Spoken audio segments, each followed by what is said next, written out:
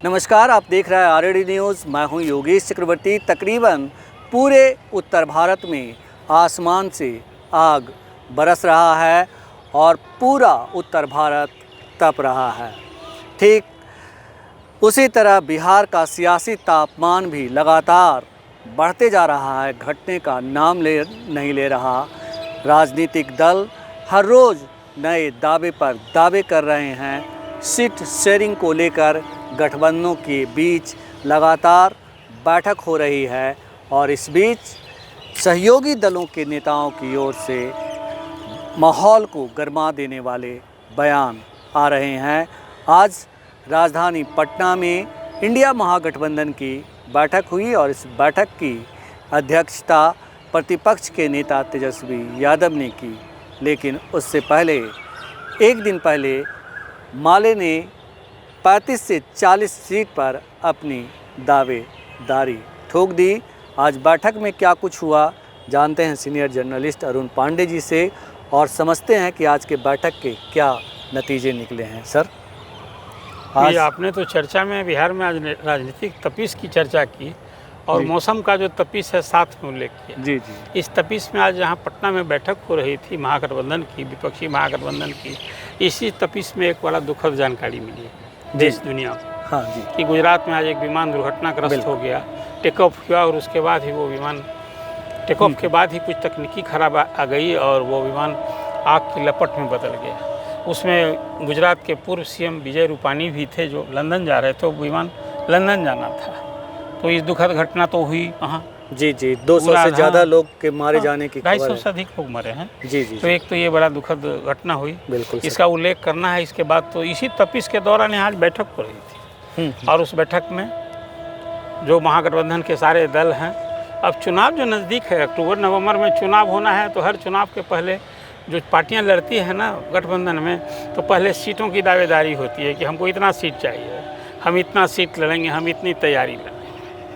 तो ये लड़ना तो महागठबंधन में जिसको जितनी सीट मिले सभी 243, कहना तो चाहिए कि सभी 243 पर लड़ेंगे। जिस तरह से चिराग पासवान ने बड़ी होशियारी से बात की लेकिन यहाँ तो कोई कह रहा है कि भाई हमको 35-40 चाहिए, कोई कह रहा है कि हमको 60 चाहिए। ये बात मैं मुकेश सहनी की कर रहा हूँ। जी जी। दीपांकर भट्टाचार्य की बात तो आपने कही दी कि 35-40 चाहिए। अभी उनके 12 ही विधायक जीते थे, 30 वामदल के खाते में 30 सीट। अब इस सभी पार्टियों को जो महागठबंधन में जितने उनके पार्टनर हैं, सबके दावेदारी की सीटें जोड़ देंगे ना, तो राजद जो उस महागठबंधन का अगुआ है, जिसकी अध्यक्षता भी आज भी तेजस्वी यादव कर रहे थे, तो उनके खाते में मात्र 68 सीट मिलेगी। भला बताइए, पिछले चुनाव में सबसे बड़ी पार्टी के रूप में राजद उभरा था और उसको इस बात का मलाल रह गया कि काश हम कांग्रेस को 70 सीट न दिए होते। जो 70 सीट दिए, मात्र 19 सीट जीती। हम 50-40 सीट दिए होते तो हम अकेले बहुमत में आ जाते और यहाँ आज महागठबंधन की सरकार होती, तेजस्वी सीएम हो जाते।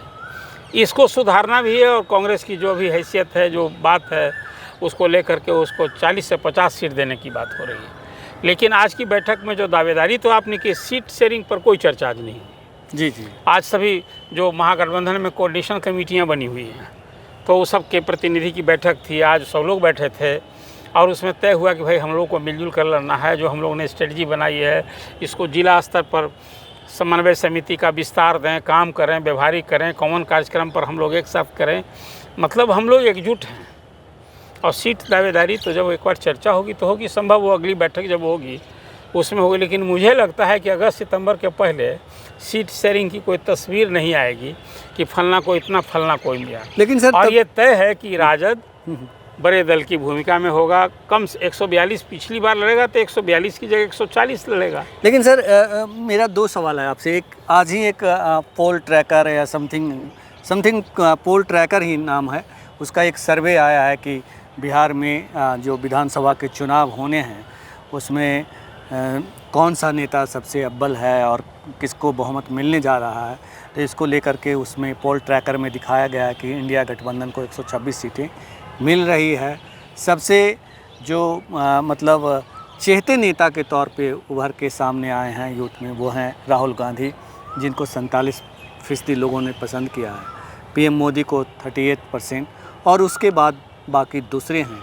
ऐसे में जब कांग्रेस को बढ़त मिल रही है कांग्रेस के जो नेतृत्व करता है राहुल गांधी, वो उनको अगर लोकप्रिय माना जा रहा है तो क्या वो 40 से 50 सीट पर मान देखिए, जाएगा? अब जो अभी पोल ट्रैकर की जो रिपोर्ट आपने बताई, सर्वे बताया, अब ये तो सर्वे उनका अपना सर्वे है। यदि मुझे अपनी जो राजनीतिक समझ है उसके हिसाब से तो मुझे नहीं लगता है कि राहुल गांधी की लोकप्रियता बढ़ रही है। हाँ, राहुल सक्रिय हैं और नरेंद्र मोदी की सरकार को घेरने से बाज नहीं आ रहे हैं। आज इवन ऑपरेशन सिंदूर में भी जो भारतीय सेना की सफलता रही, उस पर भी कई तरह से सवाल उठा रहे हैं। उसमें बहुत सारे देश में जो लोग हैं, उसमें जो राष्ट्रवाद के प्रेमी हैं, जो चाहते हैं कि भाई जो कुछ तरह की राजनीति हो, उसमें क्या भारतीय सेना पर भारत की कामयाबी युद्ध में कुछ विफलता भी किसी कोने में होती है तो कहा जाता है कि सेना बहादुरी से पीछे हटी। जी। राहुल अपने अंदाज में उठाते हैं, लेकिन उनकी लोकप्रियता बढ़ी है और नरेंद्र मोदी की लोकप्रियता में कोई कमी आई है। शायद मुझे लगता है कि इससे हम इत्तेफाक नहीं रखते हैं। ये बात सही है कि जो ऑपरेशन सिंदूर हुआ उसमें देश में एक जनमानस था कि 3 दिन में ही क्यों छोड़ दिया। सेना को जैसी कामयाबी मिल रही थी, 5 दिन और इस बार पाकिस्तान को सबक सिखा देना चाहिए था और वहाँ जो POK है उसको अपने कब्जे में ले लेना चाहिए था, लेकिन सीज फायर कर लिया तीसरे ही दिन। ये नहीं होना चाहिए था। एक ही समझ थी, और ख़ासकर सेना से जो जुड़े लोग हैं, पुराने लोग, उनकी प्रतिक्रिया मैं देखता हूँ आम तौर पर ही है।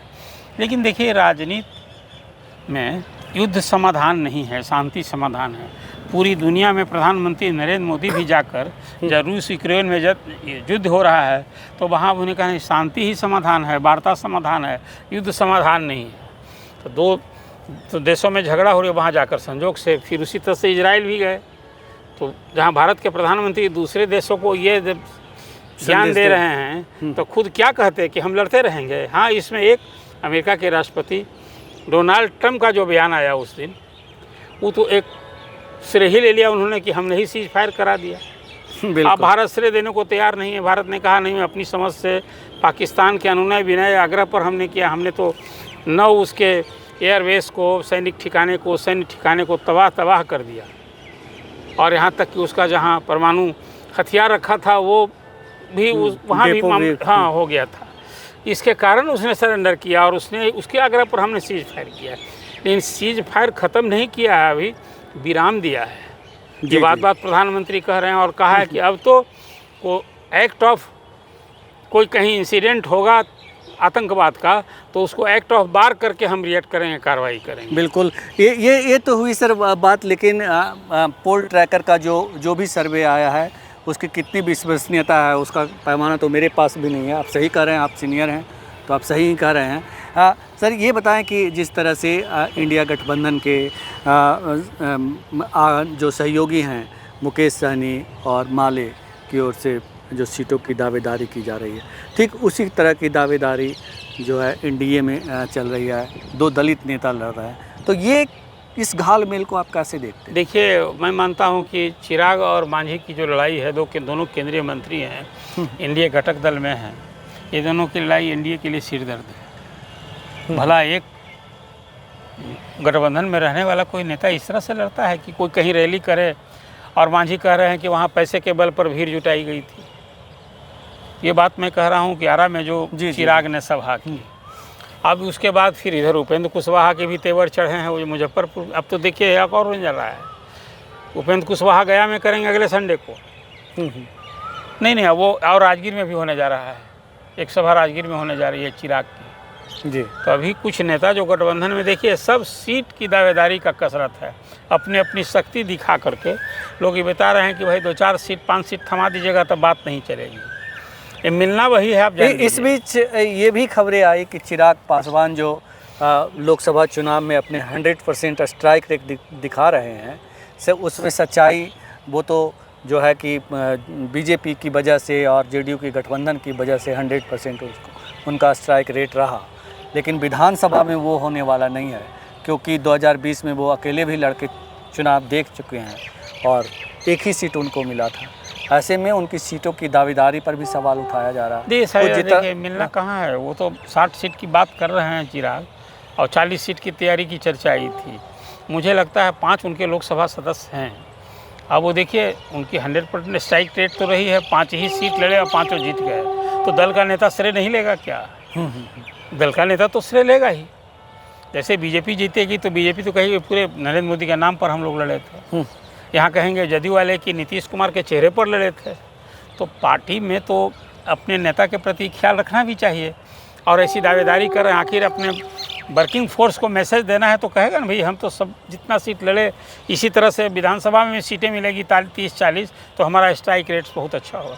चिराग इसी अंदाज में इस बार ज़मीन बनाने आपने ठीक ही कहा कि पिछले चुनाव में 137 सीट लड़े थे, 9 सीट पर सेकंड थे, मात्र 1 सीट मिली, और वो भी विधायक नहीं रहा अपने हाथ में, पाला बदल लिया, चला गया जदयू में। लेकिन कोई चुनाव जीतने से भी, कम सीट जीतने से और हारने से कोई घर बैठ जाता है? ये युद्ध में तो ऐसे ही क्या होता है। आपको लग रहा है सर कि चुनाव आते आते जो ये जीतन राम मांझी हैं, चिराग पासवान हैं, उपेंद्र कुशवाहा हैं एनडीए के अंदर, जिनको आप कह सकते हैं कि ये ऐसे कारतूस हैं कि किसी भी दिशा में जा सकते हैं, उसी तरह से इंडिया गठबंधन के अंदर जो है मुकेश सहनी हुए और आपके और दूसरे जो छोटे सहयोगी हैं, इधर उधर हो सकते हैं? ये पास्ट ट्रैक और रिकॉर्ड के कारण आप पूछ रहे हैं, तो ऐसे नेताओं के बारे में ये सवाल भी बनता है, और उत्तर पर भी मैं कौन होता हूँ उनके लिए दावा देने वाले, भविष्यवाणी नहीं भविष्य करने वाले कि उनका दिल परिवर्तन न हो जाए, दिल नहीं दल परिवर्तन न हो जाए। जब जितना खास करके मुकेश सहनी ने जब छोड़ा था, क्या कहा था, खंजर पीठ में खंजर मार दिया, जी जी जी, और राजद से आ गए थे, इधर दोस्ती कर ली थी।